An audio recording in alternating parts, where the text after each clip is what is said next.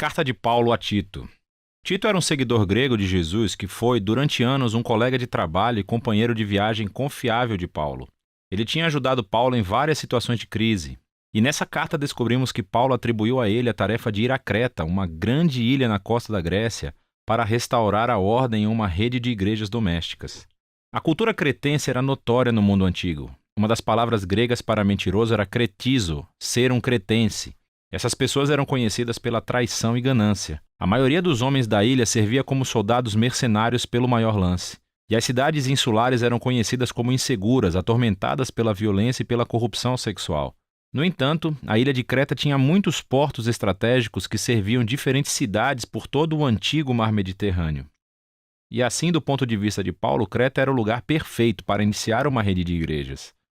Não sabemos os detalhes, mas de alguma forma essas igrejas ficaram sob a influência de líderes cretenses corruptos.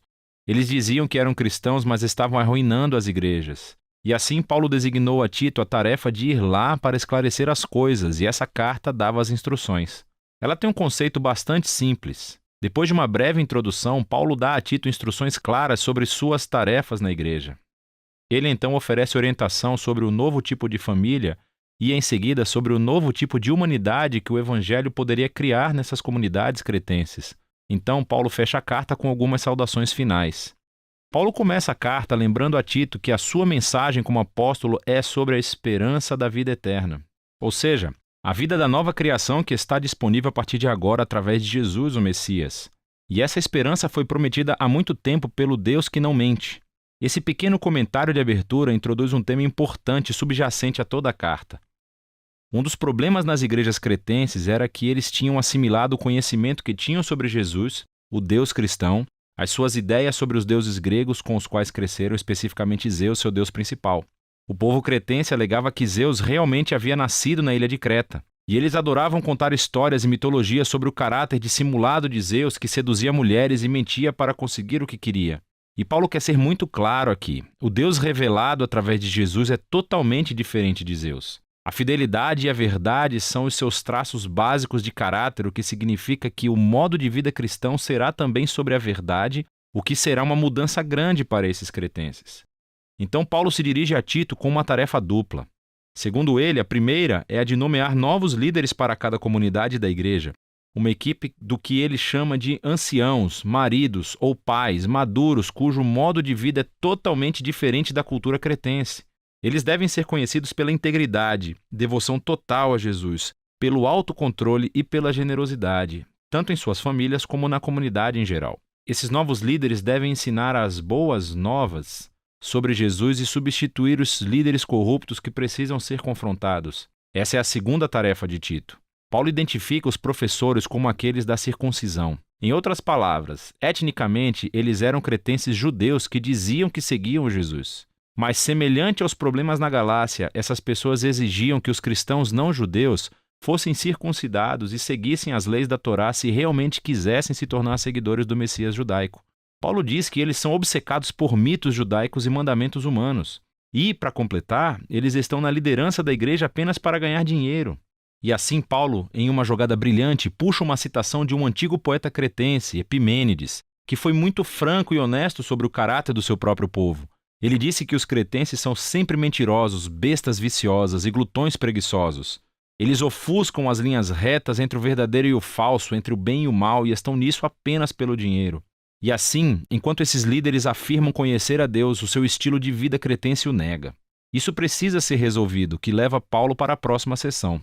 Por causa desses líderes corruptos, muitos cristãos nessas igrejas agora têm famílias e vidas pessoais que são um desastre total.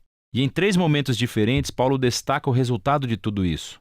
A mensagem sobre Jesus é desacreditada e os seus vizinhos não cristãos têm boas razões para fazer acusações malvadas. E tudo isso torna o ensinamento sobre Deus, nosso Salvador, totalmente desinteressante e não atraente para ninguém. Então Paulo pinta uma imagem da família cretense ideal que é dedicada a Jesus. Seriam homens e mulheres idosos que são cheios de integridade e autocontrole, para que possam se tornar modelos de caráter para os jovens.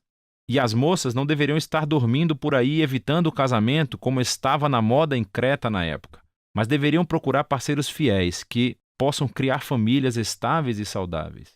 E os rapazes devem fazer o mesmo, devem ser conhecidos como cristãos produtivos e saudáveis. Os escravos cristãos em Creta estavam em uma posição única, porque sabemos que por causa do Evangelho eles eram tratados como iguais nas comunidades da igreja de Paulo.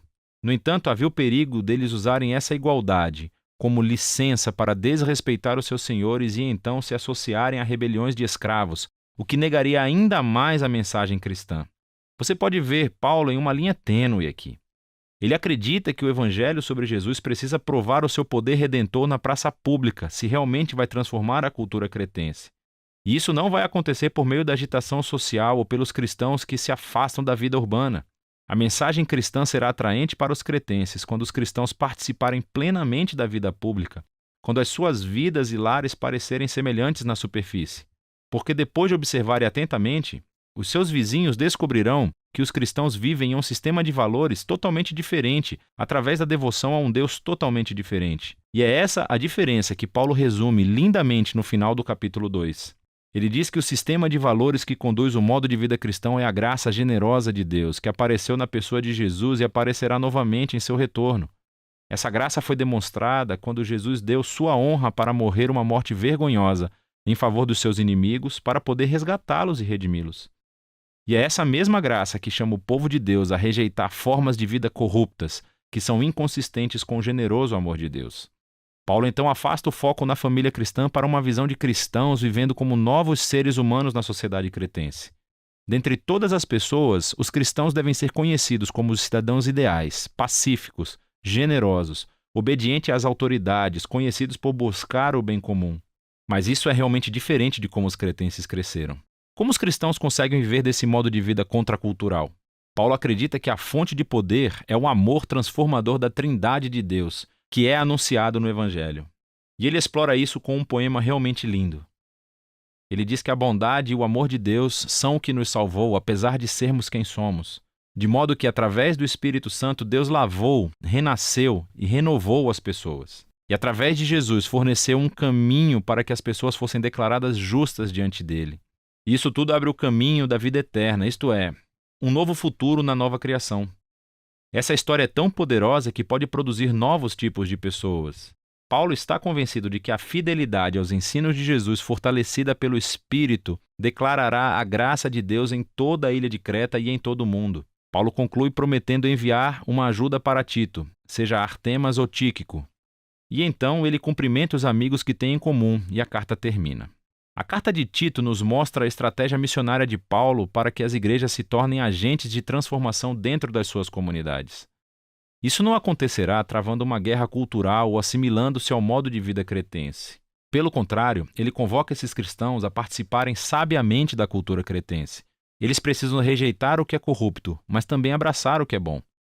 Se eles puderem aprender a viver pacificamente e se dedicar a Jesus e ao bem comum, Paulo diz que os cristãos mostrarão a beleza da mensagem sobre o nosso Deus Salvador. E é disso que se trata a carta de Tito.